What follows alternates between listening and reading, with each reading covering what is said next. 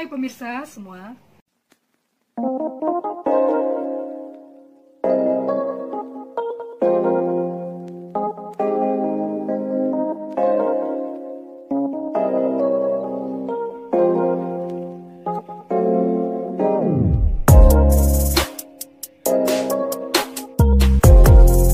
Jumpa lagi bersama saya, Steve Corner. Di konten saya kali ini beda dengan video saya sebelumnya. Dan saya akan menyampaikan kisah-kisah inspiratif dari mereka-mereka yang punya kehidupan di titik terendah mereka, sehingga mereka bisa melalui dan melewati semuanya itu karena mereka mengandalkan Tuhan. Narasumber pertama saya dari latar belakang anak broken home, dan dalam hidupnya dia selalu mengandalkan Tuhan dan hidup dalam pimpinan Tuhan. Dan siapakah narasumber pertama saya?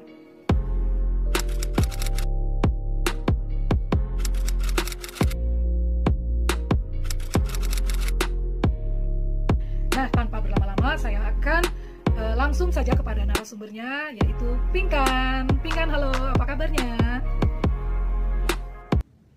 Hai Kak Fani, kabar aku baik. Kak Fani sekeluarga apa kabar? Semoga juga semuanya dalam keadaan baik, sehat-sehat, sukacita. Meskipun 3 bulan di lockdown di rumah, nggak bisa ngapa-ngapain sih, cuman kayak nggak bisa kemana-mana aja kan, kayak makeup cantik, nongkrong cantik, kayak 3 bulan itu semua plannya hancur ya kan. Ya tapi semoga Kak Fani sekeluarga dalam keadaan sehat, because that's the most important thing. Aku kalau ditanya kesibukannya apa, dari semenjak Kak Fani ngajakin collab itu aku masih sibuk WFH. Nggak sibuk kerjaannya sih kayaknya sih, lebih sibuk gara-gara dalgona dan masakan lainnya, gara-gara ngebersihin kamar, online shopping gitu-gitu sih kayaknya bikin sibuk. Tapi pas aku ngerekam ini nih, aku udah di kantor lagi, udah masuk kantor tapi nggak yang full time kayak seminggu full di kantor gitu, enggak. Well, thank you again for having me and for giving me the chance to share on your channel. Semoga yang mendengarkannya diberkati and can get something from it. So yeah, tadi kalau udah disebutkan ya, udah di-mention beberapa timeline hidup gue oleh Kak Fani tadi di awal, kayak aku sekolah di mana gitu kan. And mungkin yang belum disebutkan ya adalah ini salah satu poin penting sih dalam cerita ini. Kayak I'm the only child, like biologically my parents were divorced when I was still 9. Ya kayak kelas 4 SD kayak mereka officially divorced. Tapi kayak dari kecil aku nggak pernah tinggal sama mereka komplit sih. Jadi kayak mostly sama mama, sampai sekarang juga mostly sama mama. Tapi beberapa hari kalau misalnya mama kayak dinas keluar gitu, keluar kota, keluar negeri, itu papa nginep di rumah gitu. Jadi kayak kadang-kadang doang seatap sama papa. And bahkan kayak pernah, tapi kayak aku nggak inget aja seatap sama mereka berdua gitu, kayak complete 3 of us gitu. With that being said, keadaan seperti itu sering disebut broken home, which I don't really agree. Karena gak semua broken home itu broken, you know, like aku nggak merasa keluarga aku broken, like my home was broken gitu, enggak. Karena aku punya keluarga yang very supportive, not my immediate family, tapi kayak om-om, tante, sepupu-sepupu gitu ya. Mereka sangat supportive dan berusaha banget untuk menciptakan lingkungan yang kondusif gitu untuk anak dengan special case seperti aku yang orang tuanya bercerai gitu ya. So itu salah satu reason kenapa mungkin salah satu reason kenapa orang tuh sering bilang ke aku gitu ya, kok lu kayak nggak kayak anak-anak broken home pada umumnya gitu. Emang maksudnya aku mikir kayak broken home memang kayak gimana gitu ya, you name it lah ya, narkoba segala macam gitu, yang bad things itu seringkali disangkut pautkan dengan anak-anak special case seperti kita, gengs. Kalau ada kalian yang mendengarkan di luar sana tuh yang kayak juga hasil dari broken home family yang orang tuanya bercerai gitu, banyak title yang disematkan kepada kita. Nah jadi pas mereka orang-orang gak ngeliat itu terjadi di hidup aku, terus kayak mereka lebih ke wah lo keren banget gitu, padahal aku mikirnya bukan gue yang keren gitu, support system around me yang keren gitu, kayak keluarga. And then I would give credit to my schools gitu ya. I went to Christian schools, SD SMP tadi udah disebutkan mungkin, di BPK Penabur, and then SMA juga di Catholic school. Tapi mostly SD SMA ya, SD SMP soalnya itu yang paling krusial kan ya, kayak dari anak-anak di situ beranjak remaja, masa-masa yang labil gitu. I was surrounded by positive environment gitu, kayak friends yang juga positif gitu, and then teachers yang sangat supportive juga gitu ya. Ingat banget ya ada guru yang rela anterin gue pulang karena waktu itu kayak konflik sama papa, nggak ngerti deh, cuman kayak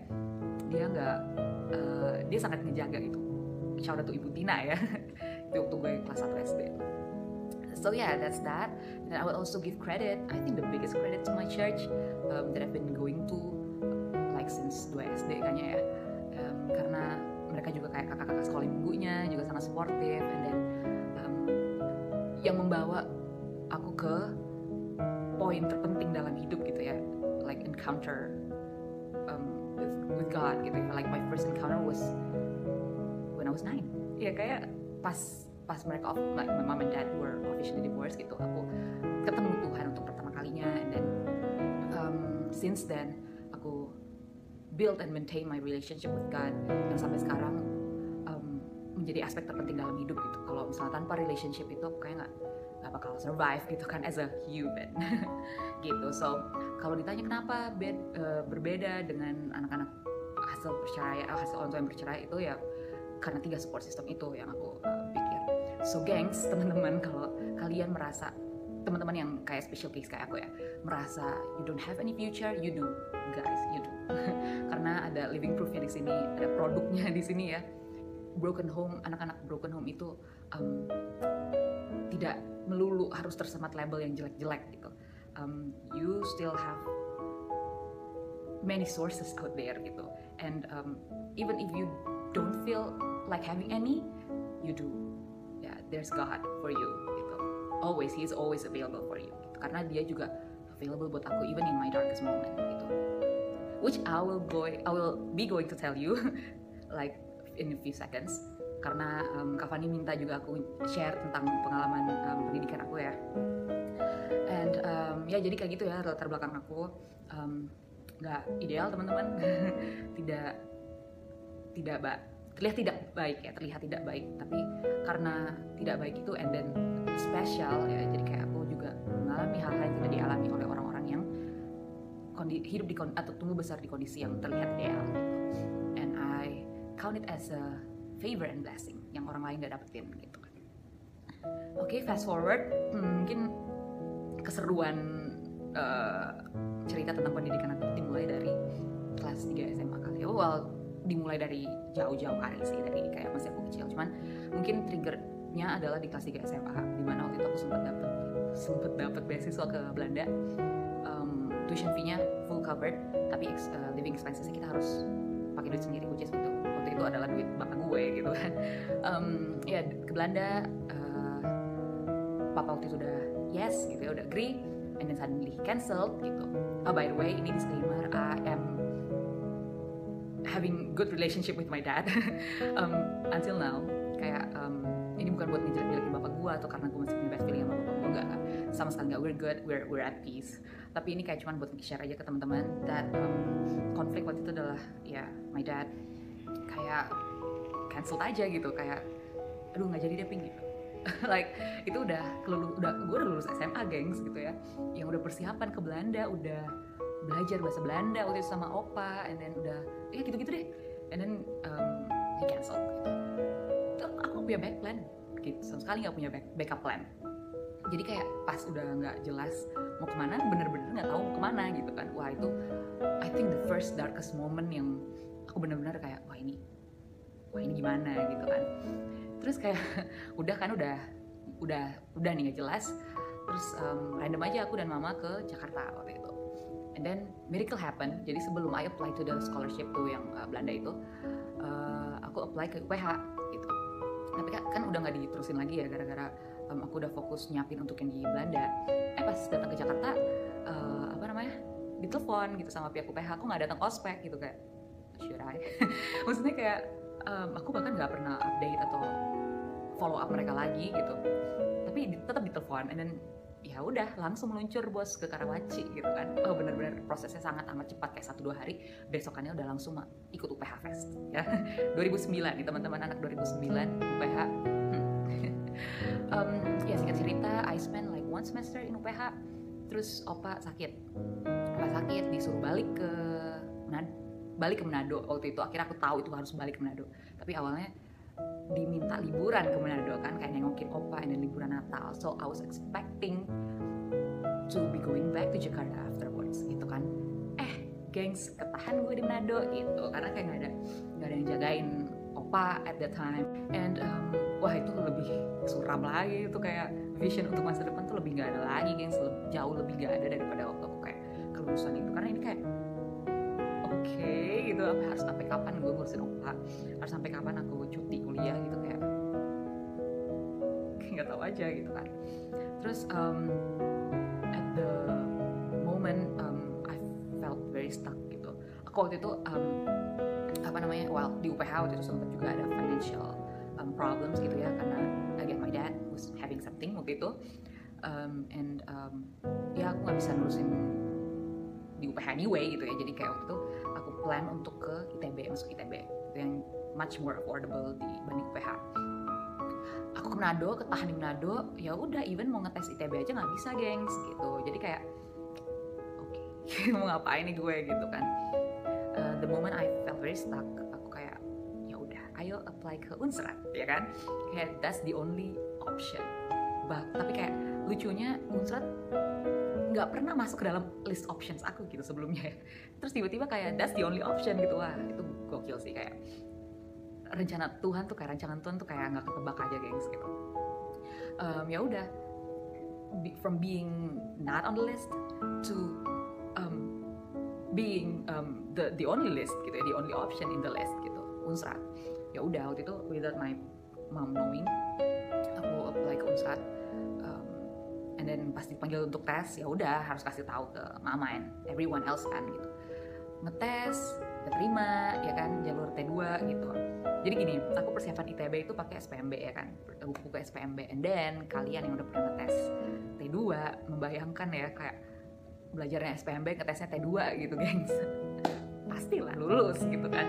And then lulusnya ranking 1 pula gitu. And then juga list kelulusannya juga ditaruh di Manado Pos gitu, and everyone could see gitu, termasuk teman-teman gue di SMA gitu kan, kayak nggak ke Unsrat. Iya bos gitu kan. Terus kayak I needed to face like nggak jadi ke Belanda gitu loh, kayak wow itu juga kayak berat sih. Cuman kayak keinginan aku untuk lanjut kuliah itu jauh lebih besar, because I really care about my education. Dan apa ya, yang ada di aku waktu itu sangat kuat untuk ngurusin kuliah gitu kan. Kenapa aku menekankan tentang sense yang ada dalam diri sendiri ya, karena waktu itu I was also facing orang-orang yang ngomong gak usah kuliah lah gitu, untuk keadaan yang seperti sekarang gak usah maksa kuliah, karena banyak orang sukses yang gak kuliah bahkan gak lulus SMA gitu kan. Wah, aku menghadapi hal-hal yang rohani saat itu ya, itu muncul dari saudara-saudara, itu muncul dari hamba-hamba Tuhan bahkan, yang mengira mungkin situasi ini mengarahkan aku untuk menjadi pendeta. Yes, thank you. I could feel it was wrong. Dan aku percaya mengapa aku bisa sense itu hanyalah karena Roh Kudus gitu ya, Tuhan yang ada dalam aku gitu, yang tetap menguatkan dan memampukan aku untuk terus berjalan menuju menggenapi panggilannya gitu. So ya udah, singkat cerita aku masuk ke Unsrat, biologi Unsrat angkatan 2010. Itu mengapa ya aku lulus SMA 2009 tapi kayak angkatan 2010 di Unsrat gitu. Ada beberapa momen dalam hidup aku kayak berpikir, kenapa timeline hidup gue ngaco gini ya, ngaco seperti ini gitu. Tapi ada juga hal-hal ya di Unsrat yang akhirnya aku mengerti gitu, tanpa aku masuk Unsrat nggak akan ngalamin hal-hal yang kayak gini gitu. Tanpa aku ada di Manado gitu, nggak akan aku ngalamin hal-hal yang seperti ini. So I believe itu rancangan Tuhan gitu. Itu yang terbaik yang Tuhan rancangkan buat kehidupan aku. Dan I never regret about it. Okay, so jadi kak, waktu selama aku di Unsrat aku ke Jepang tanpa biaya sepeser pun dari kantong sendiri karena dibiayain, disponsorin oleh MOFA-nya Jepang, Ministry of Foreign Affairs-nya Jepang. Beasiswa juga gitu ya, ketemu dosen-dosen yang keren luar biasa yang sampai sekarang I still manage to keep contact with them gitu ya.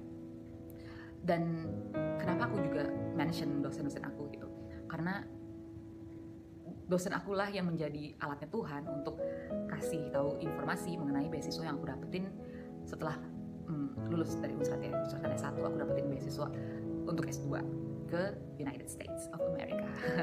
Jadi ya ini juga di luar akal pikiran aku ya teman-teman, karena aku setelah lulus S1 itu tentunya pengen S2 and then nggak bisa biaya sendiri guys gitu kan, aku pengen keluar gitu. Dan at that moment kayak nggak cukup nih duitnya gitu ya, kayak mau nabung pick up juga nggak bakal cukup kalau mau cepet-cepet S2 gitu kan. Terus kayak harus beasiswa, tentunya didorong dengan keberadaan beasiswa LPDP gitu kan. Nah saat itu banyak peminat LPDP mau ke UK, terus kayak aku ya udah UK juga gitu kan, karena S2 di UK itu cuma setahun gitu. Terus aku mikirnya ya udah bisa cepet-cepet balik ke Indonesia dan cepet-cepet kerja gitu kan, tapi gue udah dapet S2 gitu aku pikirnya. Ya udah apply LPDP 2 kali tidak lolos ya kan. Padahal ya teman-teman, padahal aku tuh waktu itu saat itu aku nge-sense kuat sekali aku bakal kuliah di luar negeri segera waktu itu. Ada beberapa teman-teman menjadi saksi hidup ketika pertama kali aku sense, ketika aku sedang sense kuat-kuatnya gitu, dan ketika itu seakan kayak kok nggak kejadian-kejadian gitu. Ada beberapa orang-orang yang menjadi saksi hidup gitu, dan aku bersyukur untuk mereka karena mereka keep having faith in me gitu ya. Ketika masa-masanya nggak jelas gitu, tapi kayak mereka tetap ayo terus maju pink gitu, karena it will happen someday. Dan waktu LPDP ketolak 2 kali, waktu itu zamannya LPDP maksimal 2 kali untuk ngetes yang udah nyampe wawancara. Nah aku selalu sampai wawancara tapi selalu gagal juga. Jadi setelah kedua kali aku gagal, aku nggak ya udah gitu kan. Ya udahnya tapi kayak what's wrong kan gitu, kayak apa aku salah dengar? Enggak kayaknya, karena kuat sekali gitu dalam hati aku ngerasa itu. Apa lagi bercanda Tuhan nih gitu kan, kayak I was angry gitu. Sama seperti waktu masa-masa aku nggak jelas kuliah di mana untuk ke Manado, di Manado itu untuk ngejagain opa. Well, by the way, he's in heaven now, he's with God right now. 2 hari setelah aku ospek, hari kedua pas aku ospek, opa meninggal, ospek Unsat. So yeah, I was also praying, I was also asking God at that time waktu aku masih ngejagain opa, and God didn't answer ya, bukan did answer, he didn't answer, he was silent gitu. Terus kayak iya gimana ya, karena aku nggak merasa itu kesalahan aku gitu. Aku merasa itu kan bapak gua yang having some problems, kan opa gua yang sakit, kenapa jadi aku harus kena akibatnya gitu, kuliah aku gitu, padahal cuma perkara kuliah doang gitu. Why it seems so hard for God gitu untuk ngasih tempat yang pengen untuk kuliah gitu kan. Dan waktu aku ngalamin rejection juga mengenai perkara kuliah S2 ya, beasiswa ini, kayak maunya apa sih Tuhan gitu loh, kayak it just doesn't make sense gitu. Apalagi waktu itu aku dari Manado akhirnya aku ke Jakarta untuk demi beasiswa itu ya, supaya wawancaranya cepet, prosesnya lancar. Aku kerja di hotel kayak gini. Thank you banget untuk Kak Api and saudara-saudara, Kak Yusuf, Kak Fani ya kan, untuk peluang ini gitu. Cuman kayak lucu aja, kayak anak lulusan sains biologi kerja di hotel gitu. Life doesn't make sense at all waktu itu. Itu kan ketemu dosen pula di hotel waktu itu, kayak kamu di sini katanya mau ke Inggris gitu kan. Jadi itu yang aku hadepin gitu, and aneh aja gitu kan. Tapi kayak nggak berlangsung lama gengs keanehan itu, sampai salah satu dosen aku yang tadi aku mention, shout out to Prof Prof Trina Tale, yang udah ngasih informasi ke aku. Juga ada temen aku, Mas Agus, yang udah ngasih informasi tentang beasiswa USA ini. Dan waktu itu aku apply karena persyaratannya gampang guys. Ceritanya jebolan applicant LPDP ya, yang udah menyiapkan segala esai dan lain-lain, ketika mau apply USAID yang hanya CV dan motivation letter, ya udah gue apply dong gitu. Mana si Prof Trina udah sering banget ngasih info beasiswa yang I ignore karena waktu itu kayak no LPDP gitu kan. Tapi kayak saat itu aduh ini kayak harus digubris sih, soalnya kayak Citrina tuh udah sering banget gitu kan. Terus waktu itu gampang juga persyaratannya, ya udah gue apply gitu kan. Gue apply and then itu benar-benar mepet, deadline-nya 30 September. I applied itu, aku kirim emailnya 0000 1 Oktober and I was like, God, kalau Tuhan berkenan ini bakal tembus anyway gitu kan. Besokannya gengs, besokan which is siangnya 1 Oktober, dapat email reply yang mengatakan aplikasi aku diterima gitu. Kayak oke. I think momen itu yang buat aku yakin this is the one gitu. Nah meskipun aku udah yakin gengs, itu aku juga dianggurin 5 bulan kayak ya sekitar segitu-gitu lah. Baru aku dapat kabar berita lagi itu Januari akhir. Seru. Kehidupan sama Tuhan tuh seru. Kehidupan menjalani panggilan dan menggenapi rencana Tuhan tuh seru banget. Don't give up teman-teman. Ini singkat cerita, udah ya selesai aku di S2 US. Aku udah balik, tahun lalu aku selesai dengan gelar Master of Science in Forestry. Puji Tuhan. Jadi ya don't give up. Karena the struggle is real, but doesn't mean that you're failing. If you're struggling, doesn't mean that you are failing as well. Even you are failing, doesn't mean that you have to lose yourself gitu, lose confidence in yourself gitu. Karena I also failed. I failed LPDP twice even gitu kan. Tapi kayak as long as you walk with God, He will never refuse it. Dan perkara impossible tuh udah, wah aku udah digodok abis deh mengenai nothing is impossible. Nothing is really impossible, tuh gak ada men. Itu selama 15 tahun ini kali aku diajar gitu mengenai ketidakmungkinan itu.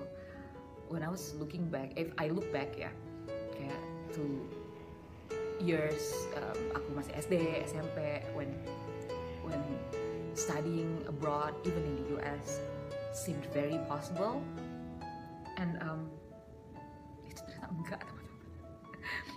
I went there, I graduated from there gitu. Jadi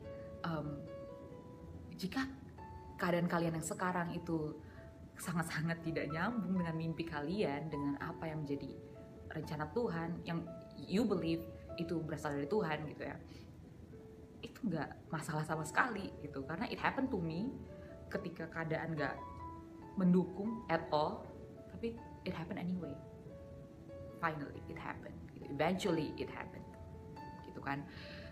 So I really want to encourage you guys, apapun mimpi kalian saat ini, gak usah mimpi deh, apapun kerinduan, your desire, keinginan kalian yang remeh, temeh sekalipun, tapi kamu anggap juga itu gak mungkin, itu mungkin terjadi. It is possible gitu ya. So do not give up on you, on yourself. Do not give up on your dream. Even do not give up on God gitu. Karena He never gives up on us, ya kan? Meskipun kita kayak kitanya sendiri, ya udah deh gitu.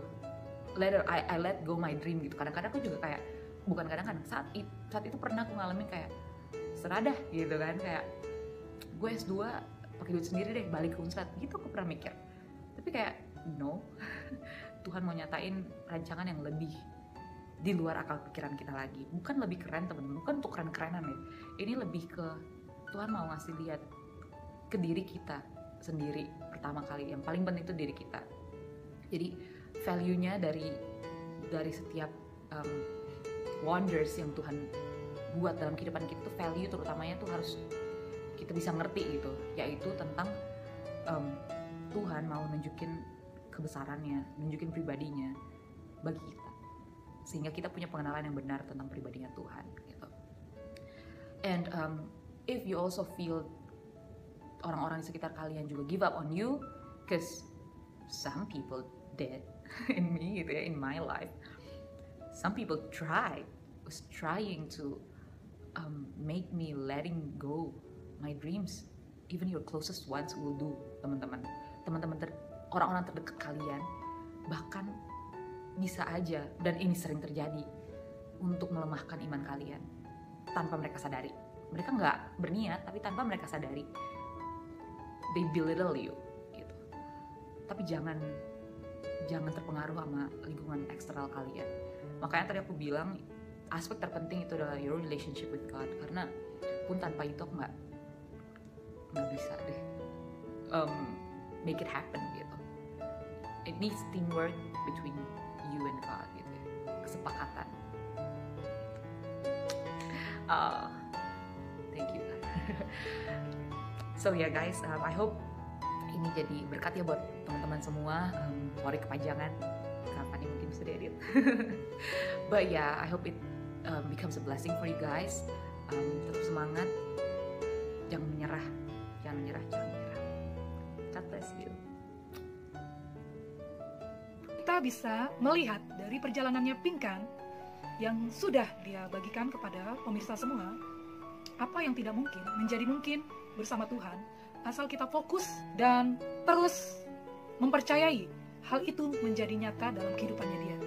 Dan yang tadi yang saya ambil ceritanya, di akhir ceritanya dia, bahwa dia mau memperlihatkan Tuhan itu bekerja dan berkarya dalam dirinya. Bukan semata-mata karena ingin pamer katanya kan, kalau dia bisa sekolah di luar negeri. Tapi dia mau menyaksikan bahwa Tuhan menuntun dia, sehingga apa yang dia cita-citakan itu benar-benar terjadi dalam kehidupannya dia. Terima kasih Talita Pinkan yang sudah menyampaikan dan sudah men-sharekan panjang lebar, sehingga pemirsa yang mendengar bisa mendapatkan berkat.